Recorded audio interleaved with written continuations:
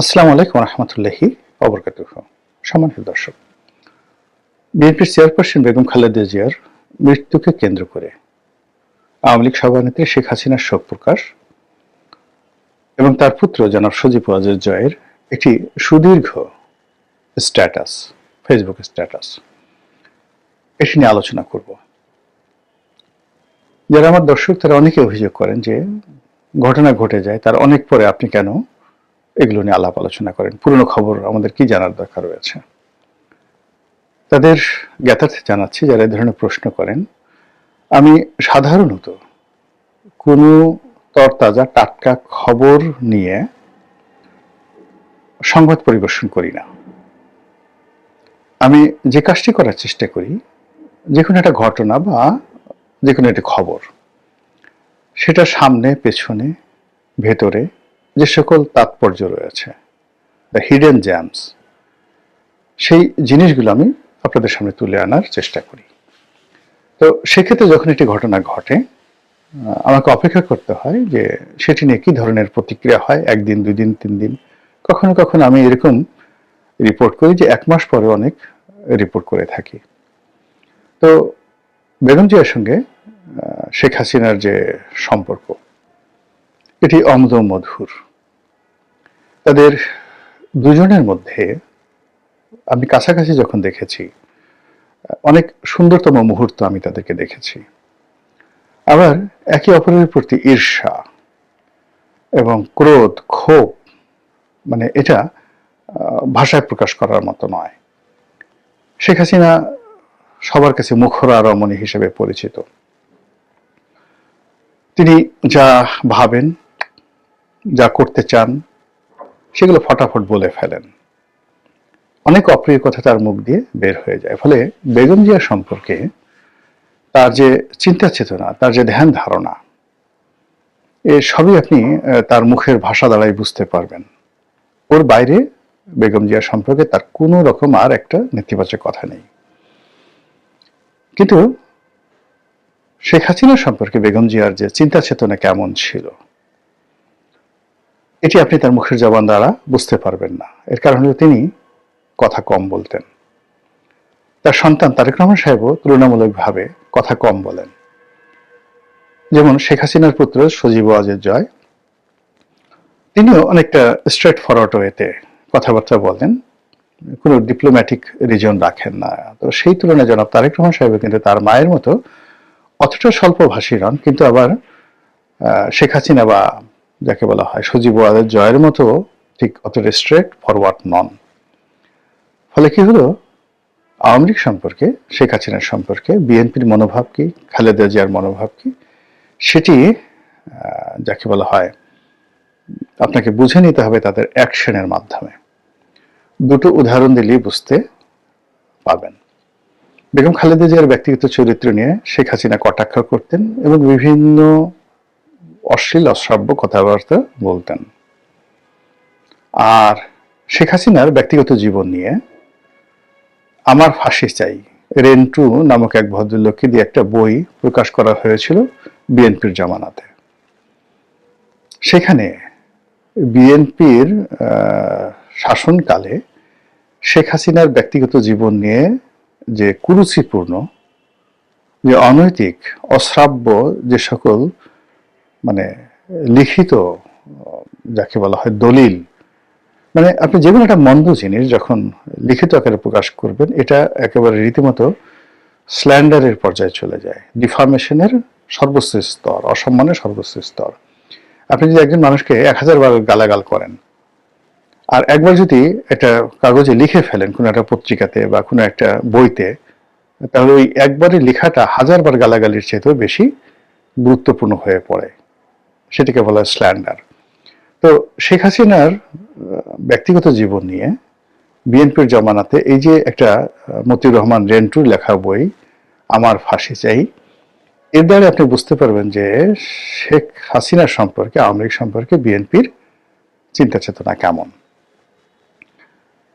এরপরে দেখবেন যে বেগম জিয়ার সঙ্গে শেখ হাসিনার একটা টেলিফোন সংলাপ ভাইরাল হয়ে পড়েছিল এবং সেই ভাইরালের সময়টাতে বেগম জিয়া যে কথা বলতে পারেন, রাগ হতে পারেন, সেটি আপনারা দেখেছেন। যেভাবে শেখ হাসিনাকে নাস্তা নাবুদ করে ফেলছিলেন তিনি, তার সেই বক্তব্যের সময়টাতে একটা বৈঠক হওয়ার কথা ছিল। তো সেখানে শেখ হাসিনার মতো একজন মুখরা রমণী, তিনি একেবারে রীতিমতো ভ্যাবাচাকা খেয়ে গিয়েছিলেন বেগম জিয়ার বাগ্মিতার কারণে। আর আমার নিজের অভিজ্ঞতা হলো যে একটা সময় বেগম জিয়া বলছিলেন যে তিনি টেলিভিশন দেখেন না। আমি শুনেছি তার ঘনিষ্ঠজনের কাছে। এর কারণ হলো, আমার ব্যাপারে যখন উনি মানে একজনের সাথে জিজ্ঞাসা করেছিলেন, তখন উনি বলছিলেন যে আমি রনির লেখাগুলো পড়ি।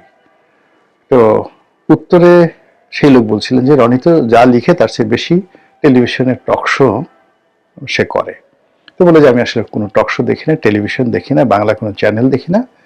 এর কারণ হলো, চ্যানেল খুললে যদি শেখ হাসিনার ছবি আসে, দেখা যায়, এটা আমার জন্য খুব বিরক্তকর। এই জন্য আমি কোনো বাংলা চ্যানেলই দেখি না। একেবারে সত্য কথা এটা। তো বোঝার চেষ্টা করেন যে শেখ হাসিনার সম্পর্কে বিএনপির এবং বিএনপি নেত্রীর ঘৃণাটা কোন পর্যায়ে ছিল। তো সেই অর্থে কোকোর মৃত্যুর পরে শেখ হাসিনার আগমন এটা কোনো অভিনয় নয়।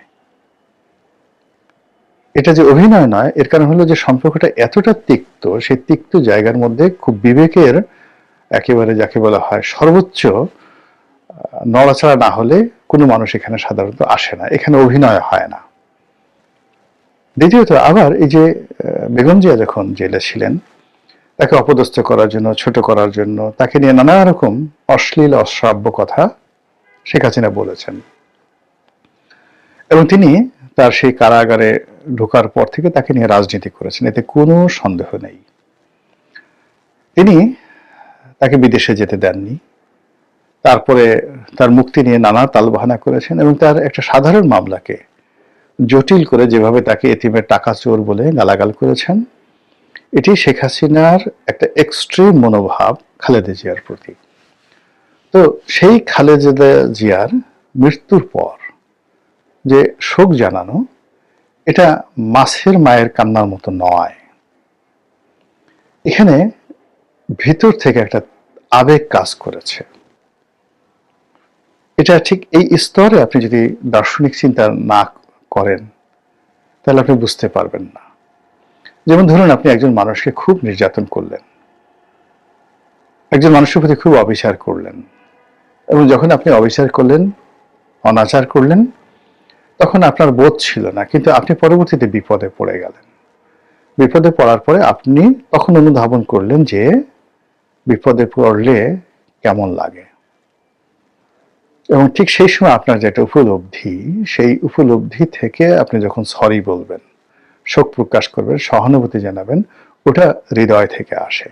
কাজেই শেখ হাসিনা যে খালেদা জিয়াকে শোক জানিয়েছেন, এটা তিনি হৃদয় থেকে অনুভব করেছেন।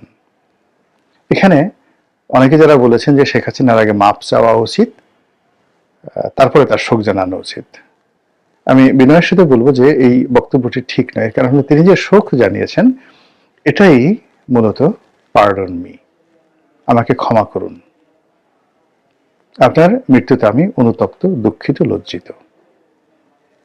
এটাই যথেষ্ট। এটা ভদ্রলোকের ভাষা, এরপর আর হয় না। জিনিসটা কেমন, আমার নিজের একটা উদাহরণ দেই। আমি যখন সংসদ সদস্য ছিলাম, তখন ঠিক কিছু মানুষকে আমি খুব ব্যক্তিগতভাবে আক্রমণ করতাম। সেটা সৈয়দ আবুল হোসেন প্রয়াত, তার মন্ত্রী হওয়া নিয়ে একটা গল্প ফাঁদলাম যে তিনি দৌড়ে মন্ত্রী হয়েছেন।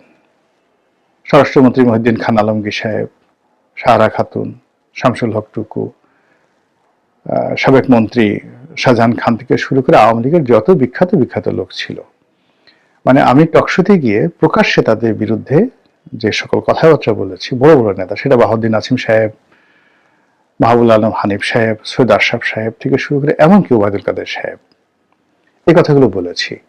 মানে আমার যে বেয়াদবি, আমার যে ঔদ্ধত্য, আমার যে সীমা অতিক্রম, এটা দ্বারা আওয়ামী লীগের লোকজন এতটা অতিষ্ঠ ছিল যেটা আমি বুঝতেই পারিনি। আর মানুষ যখন এই ধরনের কর্মকাণ্ড করে, তার সেই সীমা লঙ্ঘন বাড়তেই থাকে। একটা সময় আমার সঙ্গে সালমান এফ রহমান সাহেবের সঙ্গে এরকম একটা বিরোধ শুরু হয়ে গেল, যেখানে ওনারও কোনো স্বার্থ ছিল না, আমারও কোনো স্বার্থ ছিল না। আমি তার কর্মকাণ্ডর সমালোচনা করতাম, সে তার শেয়ার মার্কেট নিয়ে, তার ব্যবসায়িক ফন্দি ফিকির ইত্যাদি নিয়ে। কিন্তু তার একটা সীমাবদ্ধতা থাকা উচিত ছিল। কিন্তু আমার ওই বোধটা তখনও কাজ করেনি। আমি তাকে খুব নিষ্ঠুর নির্মম ভাষায় সমালোচনা করে যাচ্ছিলাম, এবং করতে করতে করতে করতে আমি যখন মজা পেয়ে গেলাম, আমি তখন ব্যক্তিগতভাবে তাকে আক্রমণ করা শুরু করলাম। এবং একটা সময় তার পারিবারিক যে বিষয় এবং তার যে দুর্বলতম জায়গা, তার কন্যাকে উল্লেখ করে, তার স্ত্রীকে উল্লেখ করে আমি একটা লেখা লিখলাম, একটা ফেসবুক স্ট্যাটাস দিলাম। কিন্তু ওটা খুব মজার ছিল। হে শ্বেত শুভ্র বেশধারী, দাড়ি মোছার কেশধারী, এখন তোমার কি হবে।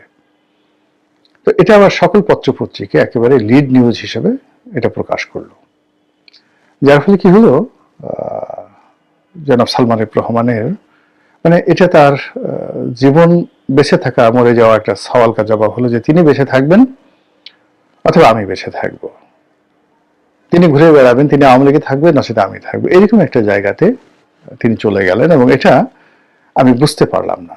কিন্তু আমি যখন জেলে গেলাম, জেলে যাওয়ার পরে একান্তে আমি অনুধাবন করলাম যে আমার কাজগুলো অন্যায় হয়েছে। ফলে জেলখানা থেকে যে আমি বই লিখলাম এমপির কারাদহন, সেখানে আমি এই প্রথম স্বীকার করলাম যে আমি ভুল করেছি, এবং আমার সে বই আমি জনাব সালমান এফ রহমান সাহেবের নামে উৎসর্গ করেছি। 2014 সনের পর থেকে আমি সালমান এফ রহমান সাহেবকে সমালোচনা এখনো করি, কিন্তু ওইভাবে ব্যক্তিগতভাবে অসম্মান করে আর কখনো করিনি। তো এটা হলো বোধ। এখন তারকে হাত ধরে আমার বলতে হবে না সরি, এই যে আমি যে বুঝতে পারছি বা কথাবার্তা বলছি, এটাই সাবমিশন। তো শেখ হাসিনার এই যে শোক প্রকাশ বেগম খালেদা জিয়ার মৃত্যুতে, এটাই সৌজন্যতা, এবং খালেদা জিয়ার প্রতি যে অন্যায় করা হয়েছে এটাই অ্যাক্রিডেশন। সেকেন্ডলি, জনাব সজীব ওয়াজেদ জয়, আমি তার যে বাংলাতে তিনি একটা স্ট্যাটাস দিয়েছেন, এখানে বেগম জিয়ার মৃত্যু, বিএনপি আওয়ামী লীগের সম্পর্ক, বর্তমান সরকারের শাসন প্রণালী, এবং আগামীতে যে গণতন্ত্রের পথে বাধা এবং বিঘ্ন রয়েছে সেই বিষয়গুলো নিয়ে অতি সংক্ষেপে বাংলায় চমৎকার একটি তিনি স্ট্যাটাস দিয়েছেন, আবার সঙ্গে সঙ্গে সেটা ইংরেজি করে দিয়েছেন নিচে। এটা জনাব সজীব ওয়াজেদ জয়ের একটা নতুন, যাকে বলা হয়, পরিবর্তন। তিনি যখন তার মা ক্ষমতায় ছিলেন, আমরা সবাই চেয়েছিলাম, আমি যতদিন আওয়ামী লীগে ছিলাম প্রাণান্ত আমি চেষ্টা করেছিলাম যে জয় রাজনীতিতে আসুন, কিন্তু জয়ের মধ্যে আসলে সেই আগ্রহটা ছিল না। এমনকি তার আম্মা শেখ হাসিনা তিনিও চাইতেন না যে জয় আসুক। আমরা যারা একটু গিয়ে তাকে বলতাম, তিনি বলতেন যে রেহানার ছেলেকে দেখো না, ববিকে দেখো না, তাকে নিয়ে করো রাজনীতি, জয়কে আনতে হবে কেন। তিনি কেন যেন জয় রাজনীতিতে আসুন এটা চাইতেন না। আবার মাঝে মাঝে তিনি চাইতেন যে জয় আসুক। এভাবে আসলে আমি 2014 সনে আমি প্রাণত চেষ্টা করেছিলাম জয়কে রাজনীতিতে আনার জন্য। আমাদের যে প্রায় 40 জনের মতো একটা তরুণদের টিম ছিল, তাদেরকে একত্র করে জয়ের মাধ্যমে একটা নতুন ডাইমেনশন করার জন্য, কিন্তু সেটা হয়নি। কিন্তু পরবর্তীতে যখন 2016, 17, 18 দিকে জয় আগ্রহ প্রকাশ করলেন বা তার মা আগ্রহ প্রকাশ করলেন, কিন্তু তখন মানে তাকে গাইড করার জন্য, পলিটিক্যালি তাকে মোটিভেট করার জন্য, তার সঙ্গে দেওয়ার জন্য ওই যে 9 পার্লামেন্ট, আমাদের পার্লামেন্টে যে গ্রুপটা ছিল সেই গ্রুপটার পরবর্তীতে ছিল না। এদের মধ্যে অনেকে 2014 পরে দুর্নীতিবাজ হয়ে গেছেন, অনেকে স্বার্থপর হয়ে গেছে। রাজনীতি আসলে তাদের কোনো মটো ছিল না, যেটা 9 পার্লামেন্টে ছিল। ফলে কি হলো, জয়ের কিন্তু গ্রুমিংটা হয়নি। তার যাকে বলা হয় তাকে সম্মান প্রদর্শন করা হয়েছে, তাকে ক্ষমতাবান করা হয়েছে, প্রভাব দেওয়া হয়েছে, কিন্তু পলিটিক্যালি যেটা তারেক রহমান সাহেব হাওয়া ভবনে কিন্তু যতই বদনাম বলেন না কেন, হাওয়া ভবন কিন্তু রাজনীতি করেছে। হাওয়া ভবনের 3টি অংশ, সরকারের উপরে একটা প্রভাব বিস্তার করেছে, ব্যবসা বাণিজ্য করেছে, তার সঙ্গে সঙ্গে কিন্তু হাওয়া ভবন সত্যিকার অর্থে বিএনপি রাজনীতি করেছে। ফলে ওই রাজনীতির যে প্র্যাকটিস, সেই প্র্যাকটিসের কারণেই তারেক জিয়া আজকের এই অবস্থানে আছেন, যেটা জয়ের জন্য সেই সুযোগটা ছিল, সেটা করা হয়নি। যাই হোক, তো সেই ক্ষেত্রে আওয়ামী লীগের পতনের পরে জয় একেবারে ভেঙে পড়েছিলেন শারীরিকভাবে, মানসিকভাবে, তার কথাবার্তা কোনো কিছুর মধ্যেই যাকে বলা হয় ধারাবাহিকতা ছিল না, বেসামাল। তো সেই বেসামাল অবস্থার মধ্যে থেকে তার প্রথম খালেদা জিয়ার মৃত্যু উপলক্ষে তিনি যে বিবৃতি দিয়েছেন, আমার কাছে মনে হলো এই বক্তব্য অত্যন্ত ডাইনামিক, সুদূর প্রসারী, এবং আগামীতে তিনি যে রাজনীতিতে আসতে চান এবং বিএনপির সঙ্গে একটি কৌশলগত সম্পর্ক স্থাপন করতে চান এবং বাংলাদেশের রাজনীতিতে আওয়ামী লীগ যেভাবে গুরুত্বপূর্ণ সেভাবে বিএনপিও যে খুবই গুরুত্বপূর্ণ, এই জিনিসটি এখন তিনি বুঝতে পেরেছেন। আর তিনি যেটা বুঝতে পেরেছেন বা তার আম্মা যেটা বুঝতে পেরেছেন, এটা যদি এখন বিএনপি বুঝতে পারে, জনগণ বুঝতে পারে, তাহলে হয়তো আগামী দিনে আমাদের যে গণতন্ত্রের পথ এটি আরো সুগম হবে, সুন্দর হবে। আর এখন গণতন্ত্রের পথে যে বাধা রয়েছে, বিঘ্ন রয়েছে, কাঁটা রয়েছে, এগুলো সব আশা করি দূর হয়ে যাবে। মহান আল্লাহ আমাদের সবাইকে